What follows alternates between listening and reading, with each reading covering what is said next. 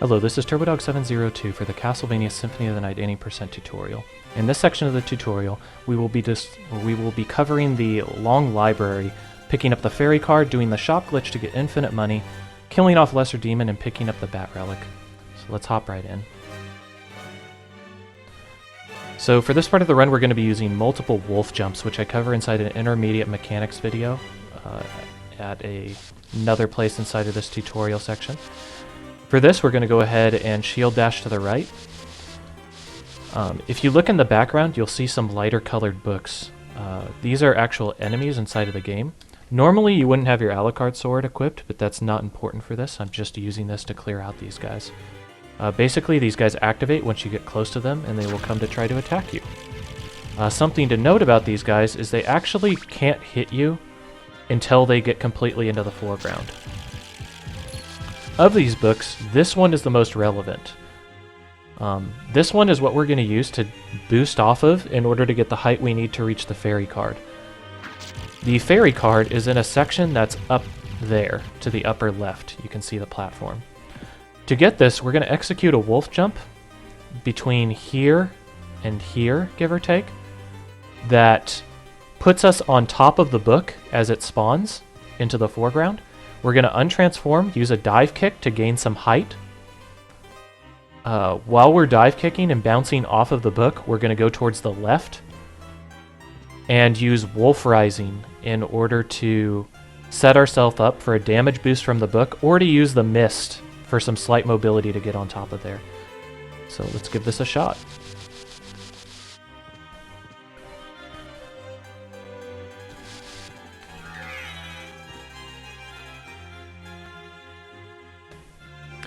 That can happen if you mess up on the wolf jump.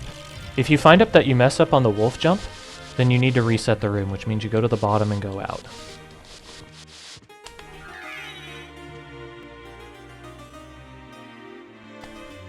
Once you get up, turn, dive kick, wolf rise,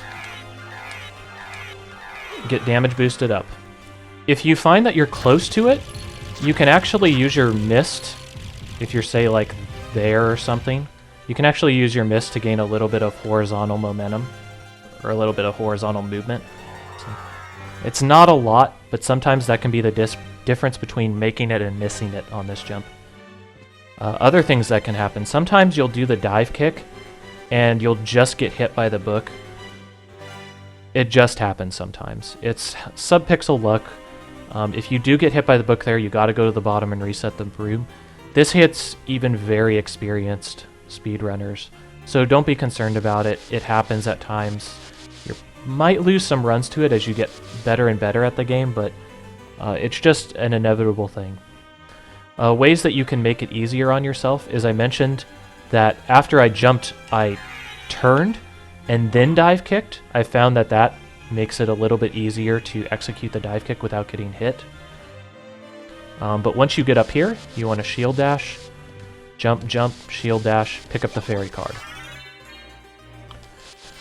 You're going to turn around, shield dash. Once you jump off of this place, it's going to be a big fall, so you're going to want to jump cancel out of it. So we're going to jump, hold to the left to get a little bit of space, jump cancel the bottom, and shield dash over here.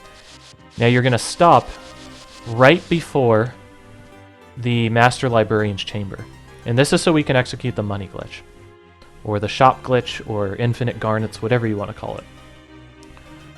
So what we're going to do is we're going to go to our relics and equip the fairy. It's very important that when you're going to equip the fairy that you're standing still. If you're not standing still, or you move before she talks, then she will not talk. What we're going to do is we're going to use her sound clip. Once she starts talking, you're going to immediately run into the room next to you.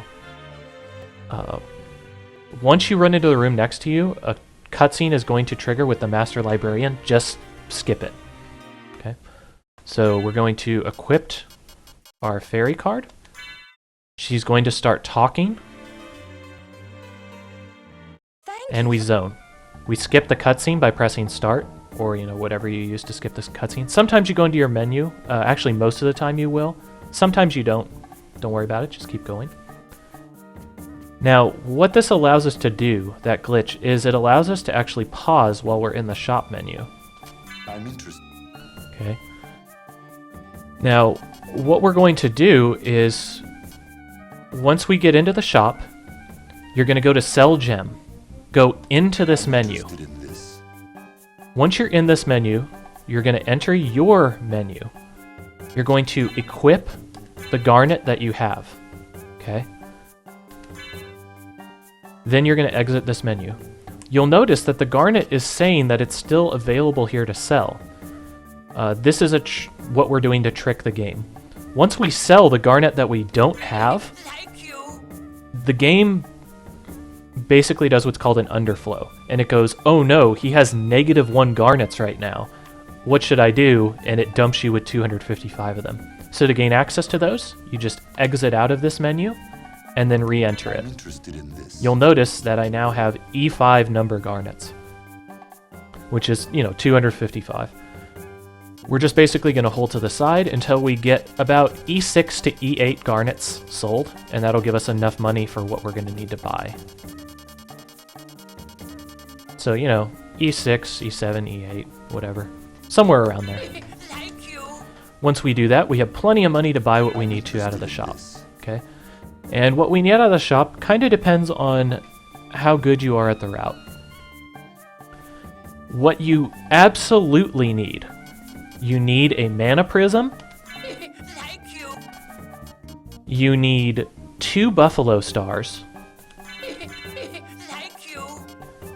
For this route, we're going to have you have a necessity for a library card. And you need the duplicator. Okay. The duplicator, what it does is it's a trinket that allows you to have infinite consumables while it's equipped. And we're going to use that combined with the mana prism to basically give us infinite mana so that we can use the bat's infinite wing smash technique to great abuse. We're also using the duplicator because we picked up Buffalo Stars, which is a second castle weapon that has exceptional damage because it's consumable. It's also ranged. It also allows us to do what's called Buffalo Star Dash, which will replace our shield dashing for our mobility when we're on the ground. So it keeps us offensive while we're moving. It's very powerful. We're buying 2 of them because later on in the route, once we fight the final bosses, we're going to want 2 to make those fights exceptionally quick. Now, options. You now have a couple of options. Optional gear that you can pick up. If you want to, you can pick up a few potions.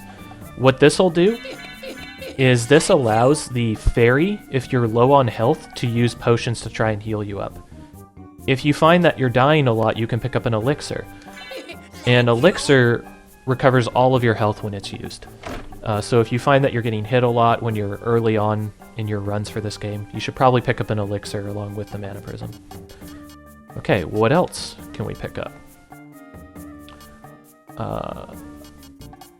The other thing that I would say that you might want to pick up is the gauntlet.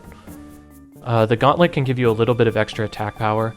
It's debatable whether it actually helps you or not in the actual run, but I pick it up anyway. It's right next to the duplicator. It costs you like no time. But those are your optional items. So after you do that, you're going to equip. And what you're going to do is you're going to equip your duplicator. If you have the gauntlet, you can equip your gauntlet. You're going to equip your Buffalo Star on your shield dashing arm, and you're going to equip a mana prism in the other hand. Okay. With the duplicator equipped, we now have access to infinite uses of our items. As you see, I only had 2 Buffalo Stars, but I'm using them like crazy. Okay. But that's the basic shop glitch. That's how you get infinite money. So we're going to continue on with the run. And now we do a ridiculous amount of damage to things. Our next thing is we're going to be doing a wolf jump. And I'm clearing out these just to show you where we're going. We're going to be doing a wolf jump onto here, onto this platform.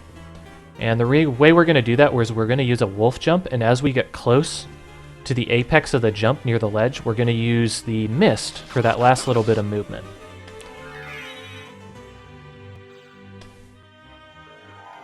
Just like that. Once we get up here, we can either kill this guy or we can use a mana prism to walk right through him and continue on. Now, to give you a idea of where you do this wolf jump at, the wolf jump you want to do it, you know, between basically in this area right here. You know, right when you pass over that second braided pillar in the background. Yeah. And that'll allow you to get up there. So let's see if I can do it again in short order. There we go. If you miss this, the books underneath you, if you don't kill them, you can actually dive kick off of them and get a second chance at this. Although again, there's sub-pixel luck with that. But anyway, once you're done with that, you're going to continue on. This is a save room if you need to recover your health. This next room, this is where we use the stopwatch for the second time. This room can be pretty sketchy to navigate. You either need to stand at the edge and throw shurikens like this, let's say. You know, and maybe take a couple of hits. You can use the potion to give you a little bit of invincibility, but that's really slow. So what we're going to do instead is when we come in here, hopefully you have another 20 hearts that I mentioned for your stopwatch. So what we're going to do, we're going to come in here, use our stopwatch, jump, use our potion for invincibility, and jump out of there. Nice and simple. Okay. Once we get through that room, we're going to shield dash this way, shield dash to the right, use our potion to get invincibility through that guy, and we come up to the lesser demon.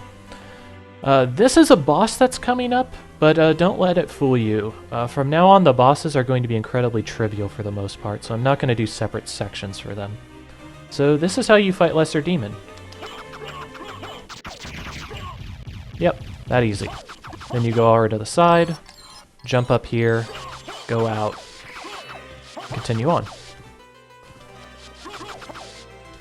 Come over here, use the mist to go through there, and pick up the soul of the bat. We now have access to the bat, infinite wing smash, mist bat, all of the most crucial things for the run in order to move quickly throughout the rest of the castle. I will be mentioning a skip that's very difficult to do that you can use in an optimization run inside of another video, but for the purposes of this video, this is why you have the library card. Once you pick up the bat, use the library card and return to the beginning of the library, or rather to the master librarian. That'll do it for this section of the library. Once you teleport back here, make sure that you re-equipped your mana prism, and you'll be ready to keep going on. This is TurboDog702 for the Castlevania Symphony of the Night Any% tutorial.